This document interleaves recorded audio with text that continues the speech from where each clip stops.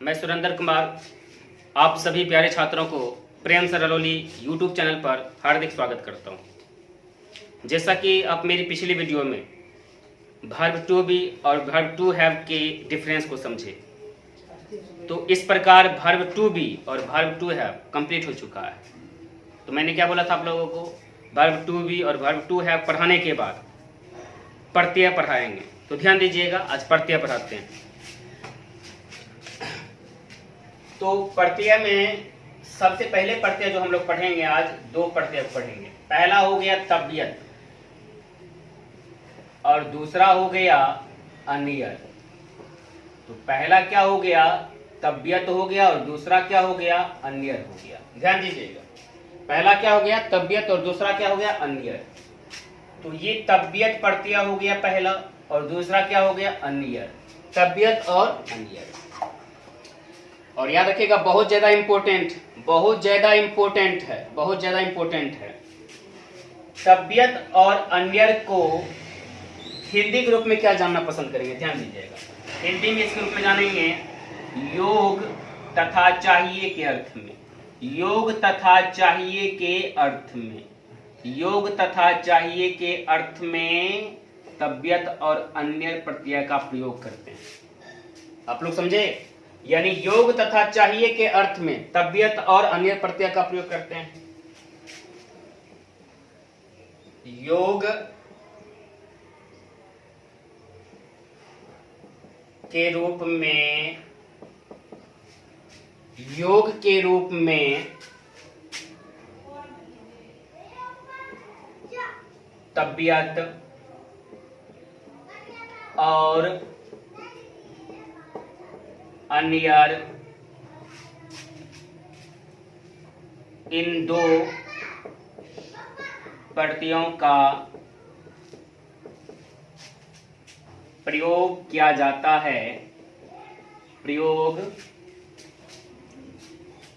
किया जाता है, प्रयोग किया जाता है। चाहिए के रूप में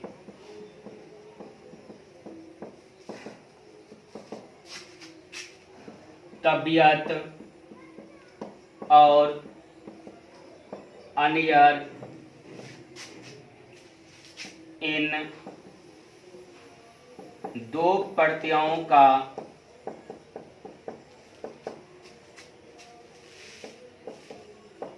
प्रयोग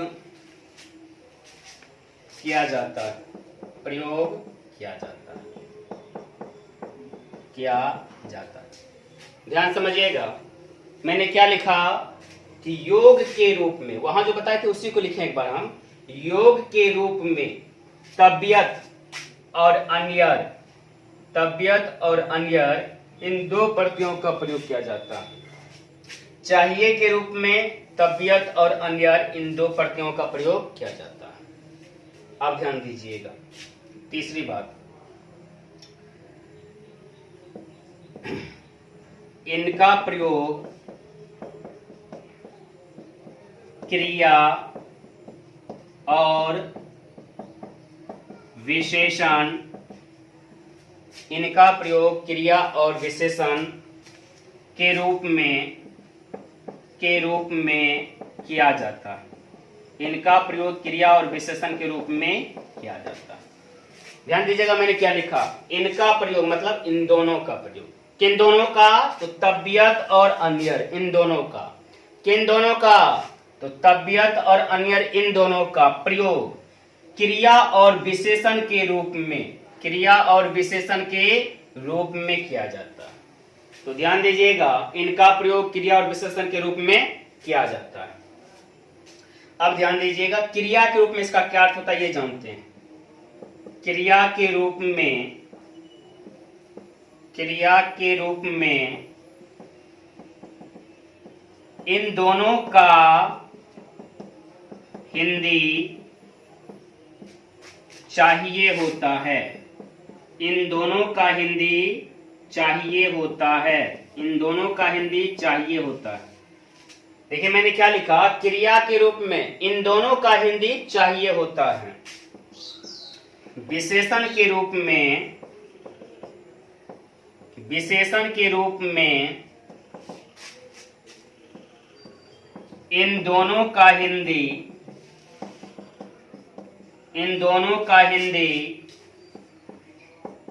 योग होता है। ध्यान दीजिएगा, तो विशेषण के रूप में इन दोनों का हिंदी योग होता है, तो क्रिया के रूप में इन दोनों का हिंदी चाहिए होता है और विशेषण के रूप में इन दोनों का हिंदी योग होता है। तो तबियत और अन्यर का क्रिया के रूप में हिंदी क्या होता है? चाहिए। क्रिया के रूप में हिंदी क्या होता है? चाहिए। और तबियत और अन्यर प्रत्यय का विशेषण के रूप में हिंदी क्या होता है? योग। विशेषण के रूप में हिंदी क्या होता है? योग। अभी हम इसको उदाहरण से समझेंगे, ध्यान दीजिएगा। उदाहरण देखिए, जिसको संस्कृत में यथा बोलते हैं। पहला हो गया पढ़ने योग। पढ़ने योग लिखा हुआ है। और दूसरा क्या लिखा हुआ है? पढ़ना चाहिए। पढ़ना चाहिए। तो पहला हो गया पढ़ने योग और दूसरा क्या हो गया? पढ़ना चाहिए। पहला हो गया पढ़ने योग, दूसरा क्या हो गया? पढ़ना चाहिए। एक चीज ध्यान रखिएगा इसमें, और ये तबियत जो देख रहे हैं, तबियत, ये तबियत में जब भी किसी ये धातु में जुड़ती है, यानी जब भी इसे किसी धातु में जोड़ा जाता है तो इसमें तब रह जाता है, यानी तो हलंत हट जाता है। और अन्यर में जो होता है निय, ये निय शब्द जो होता रह जाता है, बाकी अ और र हट जाता है। तो यहाँ पर धातु जानेंगे। धातु क्या है? पढ़ना का संस्कृत क्या होता है? पठ। पढ़ना का संस्कृत क्या होता है? पठ होता है। पढ़ना का संस्कृत क्या होता है? पठ होता है। अब पठ में अगर तबियत जोड़ेंगे तो सिंपल सी बात है, तब लिख देंगे, क्योंकि तो हलंत नहीं दिया जाता है, तो तब यहाँ पर लिख दिए, तो क्या हो गया? पठी तब्य हो गया। अन्य वाला में देखें तो क्या लिखे? नियत। नियत, ये नियत हो गया। अब ध्यान दीजिएगा, कुछ ऐसे धातु होते हैं जैसे सेठ कहते हैं, इसमें हस्तिकार की मात्रा पड़ता है। क्या हो गया? पठितव्य। क्या हो गया? पठितव्य। और ये हो गया पठनीय। तो पठितव्य का हिंदी अर्थ क्या हो गया? पढ़ने योग्य। और पठनीय का हिंदी अर्थ क्या हो गया? पढ़ना चाहिए। अब ऐसा मत समझिएगा कि यहाँ तब लगा हुआ है ना इसलिए योग होता नहीं, ठीक है, और यहाँ निय लगा हुआ है इसलिए चाहिए होता है, ऐसी बात नहीं है। यहाँ पर पठितव्य और पठनीय दोनों हो सकता है। जब यहाँ दोनों हो गया, पठितव्य और पठनीय दोनों, तो यहाँ भी दोनों हो सकता है। तो पठनीय लिखा हुआ है, यहाँ पर पठितव्य लिख दीजिए। क्या लिख दीजिए? पठितव्य लिख दीजिए, ठीक है, पठितव्य पहले से लिख लें आप।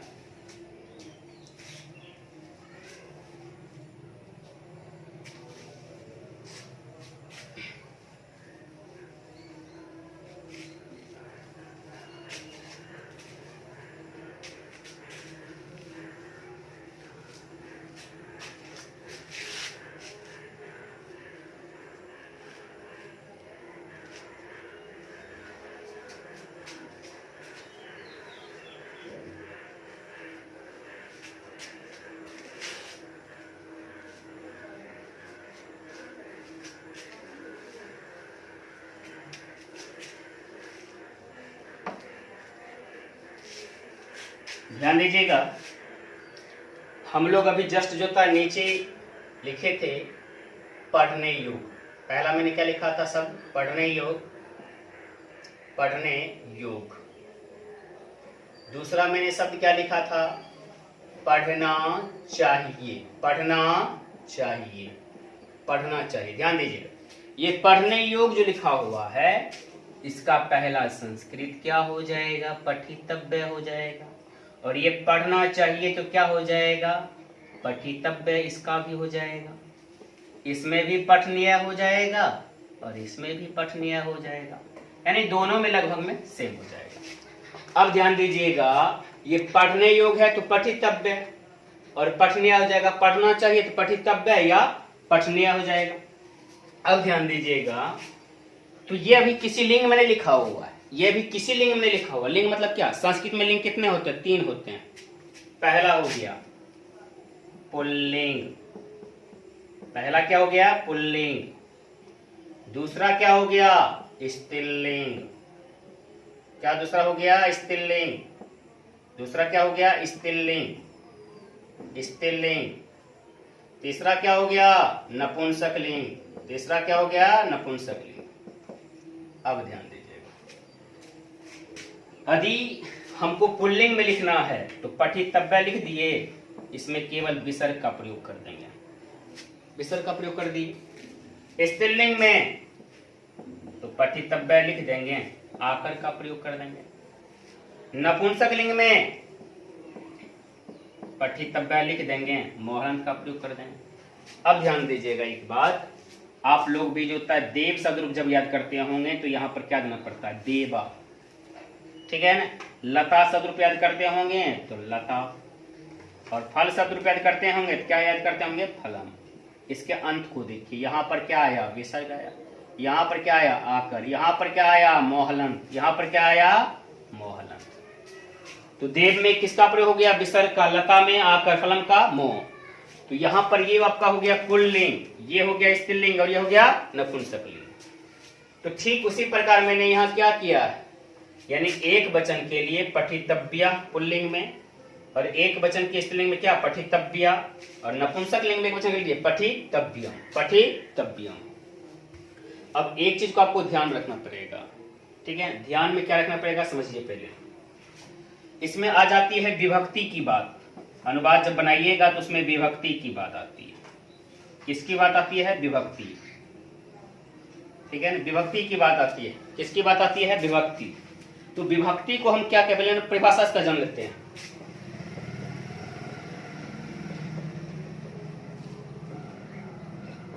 जिस पद से कारक और वचन विशेष का बोध हो, जिस पद से कारक और वचन विशेष का बोध हो, विशेष का बोध हो। ध्यान दीजिएगा, मैंने क्या लिखा, जिस पद से कारक और वचन विशेष का बोध हो उसे विभक्ति कहते हैं, उसे विभक्ति कहते हैं। क्या बोले, ध्यान सुनिएगा, जिस पद से कारक और वचन विशेष का बोध हो उसे विभक्ति कहते हैं, उसे विभक्ति कहते हैं। और याद रखिएगा, संस्कृत में 7 विभक्तियां हैं, संस्कृत में 7 विभक्तियां हैं, संस्कृत में 7 विभक्तियां हैं, संस्कृत में 7 विभक्तियां, ठीक है। संस्कृत में कितनी विभक्तियां हैं, 7 विभक्तियां। नाम जान लीजिए, प्रथमा, द्वितीया, तृतीया, चतुर्थी, पंचमी, षष्ठी और सप्तमी, तो प्रथमा, द्वितीया, तृतीया, चतुर्थी, पंचमी, षष्ठी और सप्तमी। तो संस्कृत में कितनी विभक्तियां हैं, याद रखिएगा, 7 विभक्ति हैं। प्रथमा, द्वितीया, तृतीया, चतुर्थी, पंचमी, षष्ठी और सप्तमी हो गया। तो प्रथमा हो गया, द्वितीया हो गया, तृतीया हो गया, चतुर्थी हो गया, पंचमी हो गया, षष्ठी हो गया और सप्तमी हो गया। यहां पर आप लोगों ने जाना है, पुल्लिंग बनाने के लिए क्या करेंगे, तव्यत और अन्यर्थ से बने पद में विसर्ग का प्रयोग कर देंगे। स्त्रीलिंग बनाने के लिए क्या करेंगे, आकर का प्रयोग कर देंगे। और नपुंसक लिंग बनाने के लिए किसका प्रयोग कर देंगे, मोहलंत का प्रयोग कर देंगे। किसका प्रयोग कर देंगे, मोहलंत का प्रयोग। फिर से समझिए, पुल्लिंग एक वचन बनाने के लिए क्या करेंगे, विसर्ग का प्रयोग करेंगे। स्त्रीलिंग एक वचन बनाने के लिए क्या करेंगे, आकर का प्रयोग करेंगे। और नपुंसक लिंग एक वचन बनाने के लिए किसका प्रयोग करेंगे, मोहलंत का प्रयोग करेंगे, मोहलंत का प्रयोग करेंगे। इसका ख्याल रखिएगा, आगे काम है इसका, पहले लिख लीजिए इसे।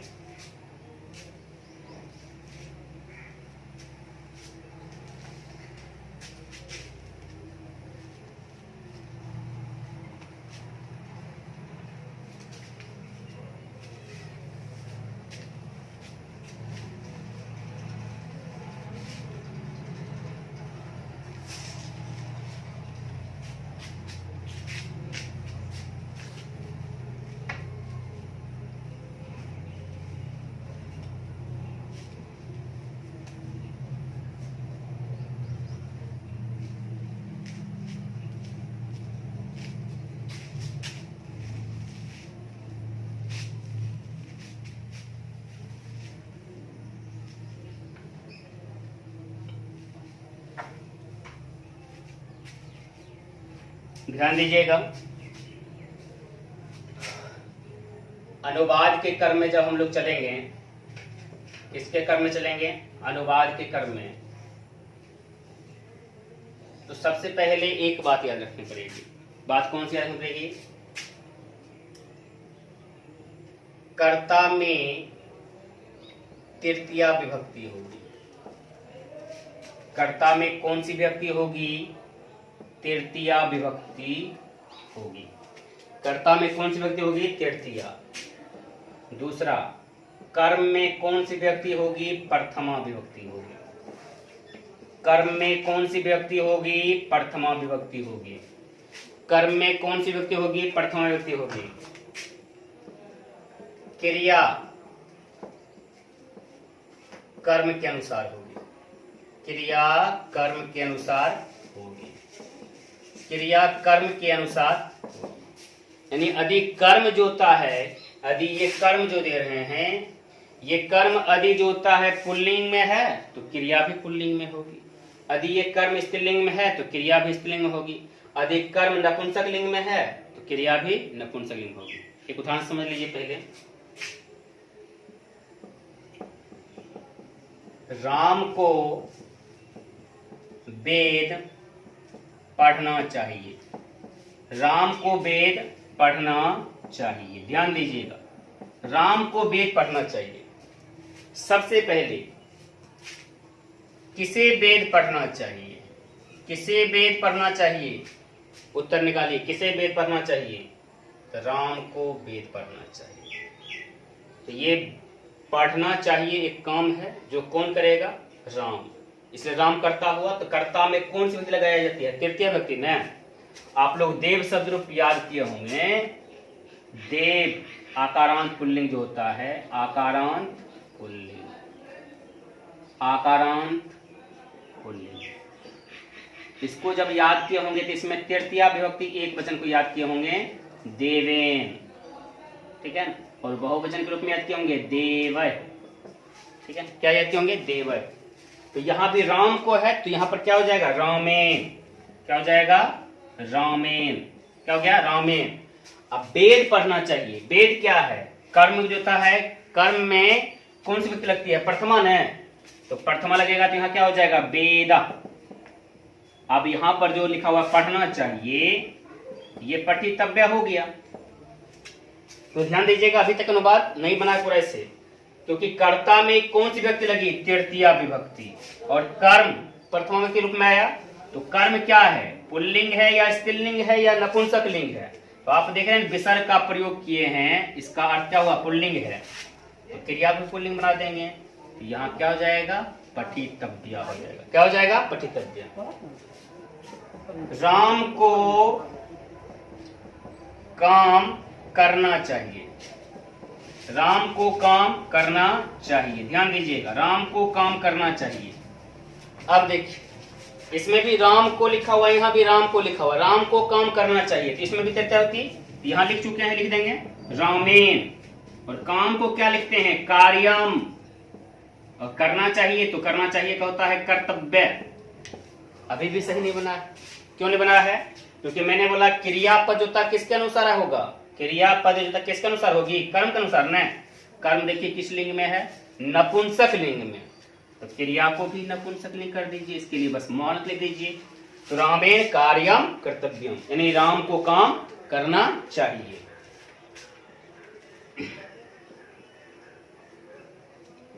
राम को पत्रिका पढ़ना चाहिए।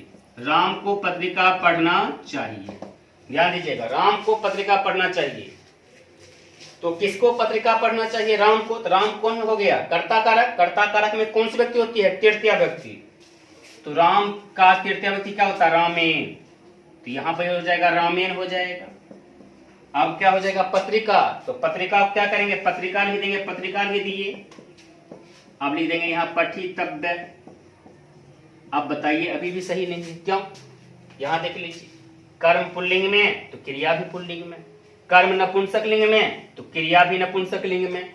यहाँ कर्म हो गया स्त्रीलिंग में, तो क्रिया भी क्या हो जाएगा? स्त्रीलिंग में। अब बन गया। तो आप लोगों ने यहाँ क्या सीखा? अनुवाद के रूप में सीखा। कर्ता में कौन सी विभक्ति लगती है? तृतीया विभक्ति। कर्म में कौन सी विभक्ति लगती है? प्रथमा विभक्ति। और क्रिया किसके अनुसार होगी? कर्म के अनुसार होगी। तो आपने राम को, ये क्या था? कर्ता। इस तीनों में तृतीया विभक्ति लगा दिए, तो रामेण लिख दिए।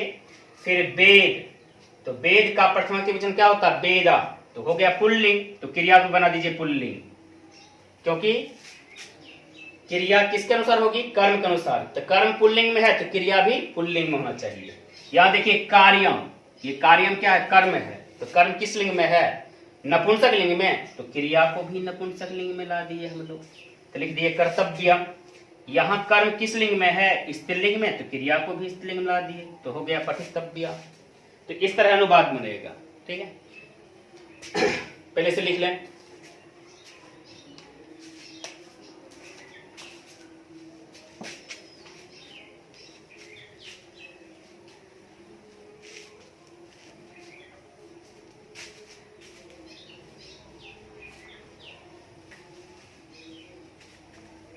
तो तबियत और अन्य प्रत्यय का प्रयोग किसके किसके रूप में होता है? ध्यान दीजिएगा, क्रिया और विशेषण के रूप में होता है। क्रिया और विशेषण के रूप में होता है। अभी जो उदाहरण पढ़े थे ध्यान दीजिएगा। पहला उदाहरण क्या था?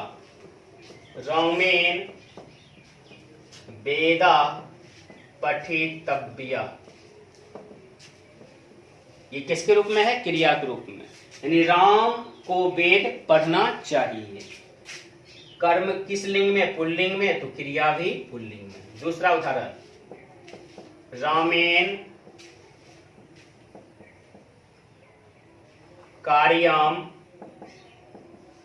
कर्तव्यम, रामेन कार्यम कर्तव्यम, इसका हिंदी अर्थ राम को काम करना चाहिए। तो कर्म देखिए किस लिंग में है? नपुंसक लिंग में, तो क्रिया भी किस लिंग में होना चाहिए? नपुंसक लिंग होना चाहिए, नपुंसक लिंग में है। तीसरा उदाहरण हम लोग क्या पढ़े थे? रामेन पत्रिका पठितव्या, रामेन पत्रिका पठितव्या। पत्रिका देखिए कर्म किस लिंग में है? स्त्रीलिंग में है, तो ये भी स्त्रीलिंग हो गया। तो यहां पर ये तीनों जो पठितव्या जो देख रहे हैं, कर्तव्यम जो देख रहे हैं, पठितव्या, ये क्रिया के रूप में प्रयोग हुआ है। इसको विशेषण के रूप में क्या करेंगे? तो विशेषण की याद रखिएगा। विशेषण के रूप में जब भी इसका प्रयोग करना पड़ेगा तो विशेषण किसके पहले आती है? संज्ञा के पहले। विशेषण किसके पहले आती है? संज्ञा के पहले विशेषण होती है। किसके पहले? संज्ञा के पहले। तो इसमें संज्ञा कौन हो गया? जो कर्म हो गया वही संज्ञा हो गया। रखिएगा यहाँ पर देख रहे हैं, वेदा कार्यम और पत्रिका। उल्टा कर देते थोड़ा सा, ध्यान दीजिएगा। पठितव्या वेदा, पठितव्या वेदा, यानी पढ़ने योग वेद। इसका तो गया पढ़ने योग वेद। लिख देंगे कर्तव्यम कार्यम, कर्तव्यम कार्यम, इसका करने योग काम, करने योग काम। पठितव्या पत्रिका, पठितव्या पत्रिका, यानी पढ़ने योग पत्रिका, पढ़ने योग पत्रिका। बाकी आप लिख सकते हैं यहां पर रामेन तो राम को, रामेन तो राम को, रामेन तो राम को। अब बोलिएगा पढ़ने योग वेद राम को पढ़ना चाहिए, तो यहां भी वही लिखिए, ध्यान दीजिएगा। पठी राम को पढ़ना चाहिए तो पठितव्या, यहां और यहां दोनों एक जैसा क्यों हुआ? क्योंकि कर्म के अनुसार। अब करने योग काम राम को करना चाहिए तो यहां भी क्या हो जाएगा? कर्तव्यम हो जाएगा। अब पढ़ने योग पत्रिका राम को पढ़ना चाहिए तो यहां क्या हो जाएगा? पठितव्या, पठितव्या। अब ध्यान दीजिएगा, यदि हम बोल देंगे 3 उदाहरण आप बनाइए। श्याम को सदग्रंथ पढ़ना चाहिए, श्याम को सदग्रंथ पढ़ना चाहिए, श्याम को सदग्रंथ पढ़ना चाहिए। पहला हो गया। दूसरा हो गया श्याम को कथा पढ़ना चाहिए, श्याम को कथा पढ़ना चाहिए, श्याम को कथा पढ़ना चाहिए। श्याम को समाचार पढ़ना चाहिए, श्याम को समाचार पढ़ना चाहिए, श्याम को समाचार पढ़ना चाहिए। अब ध्यान दीजिएगा, तो ये 3 जो था बनाना है आपको। तो ध्यान दीजिएगा, कोशिश करते रहिए। पहले तो आप बोलेंगे कि ये श्याम को लिखा हुआ है, इसका तृतीय व्यक्ति, जैसे राम को तो रामेन, तो श्याम को क्या हो जाएगा, श्यामेन हो जाएगा। क्या हो जाएगा, श्यामेन। क्या हो जाएगा, श्यामेन। और क्या पढ़ना चाहिए, सदग्रंथ, तो सदग्रंथा। सदग्रंथा, तो आपका कर्म हो गया पुल्लिंग, तो क्रिया भी क्या होना चाहिए, पुल्लिंग, तो पठितव्य लिख देंगे, तो इसमें विसर्ग लगा देंगे, तो पठितव्य हो गया। क्या हो गया, पठितव्य हो गया। अब श्याम को कथा पढ़ना चाहिए, तो यहां पर देखिए क्या होता है, श्यामेन। कथा स्त्रीलिंग हो गया, तो क्रिया भी स्त्रीलिंग होना चाहिए, यहाँ पर क्या होना चाहिए, तो क्या होना चाहिए, पठितव्य। क्या होना चाहिए, पठितव्य। और श्याम को समाचार पढ़ना चाहिए, तो याद रखिएगा यहाँ पर क्या हो जाएगा, श्यामेन। समाचार का क्या हो जाएगा, समाचारम। और पढ़ना चाहिए नपुंसकलिंग हो गया, क्रिया भी नपुंसकलिंग होना चाहिए, क्या हो जाएगा, पठितव्यम। क्या हो जाएगा, पठितव्यम हो जाएगा, पठितव्यम हो जाएगा। तो आप लोग जो था यहाँ पर ध्यान देंगे कि बना लिए होंगे, तो सीख गए होंगे। अब ध्यान दीजिएगा, सुगम संस्कृत व्याकरण। सुगम संस्कृत व्याकरण भाग 2। सुगम संस्कृत व्याकरण भाग 2। तो पहले ही आपके पास क्या होना चाहिए, सुगम संस्कृत व्याकरण होना चाहिए, और वो भाग कौन सा, भाग 2 होना चाहिए। इसमें आप लोग जो था एक अभ्यास बनाइएगा,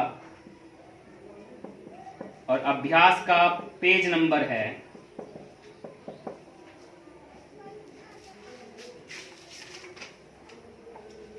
122।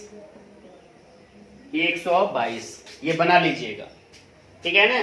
सुगम संस्कृत व्याकरण भाग 2 ले लीजिएगा, उसका अभ्यास का पेज नंबर 122 का अभ्यास बना लीजिए। पेज नंबर 122 का अभ्यास बना लीजिएगा।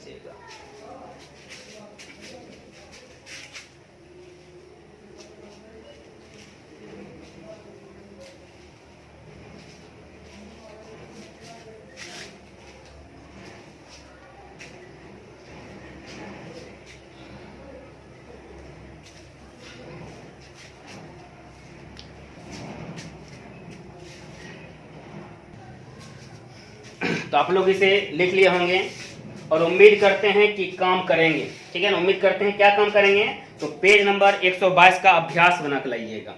और ध्यान दीजिएगा, बड़ी मनमोहक हैं आप, हर किसी का मन मोह लेते हैं। बड़ी मनमोहक हैं आप, हर किसी का मन मोह लेते हैं, केवल घंटी सही बजाने का तरीका नहीं जानते हैं, इसलिए गोल घंटी पर ही जो होता है उंगली दबा देते हैं।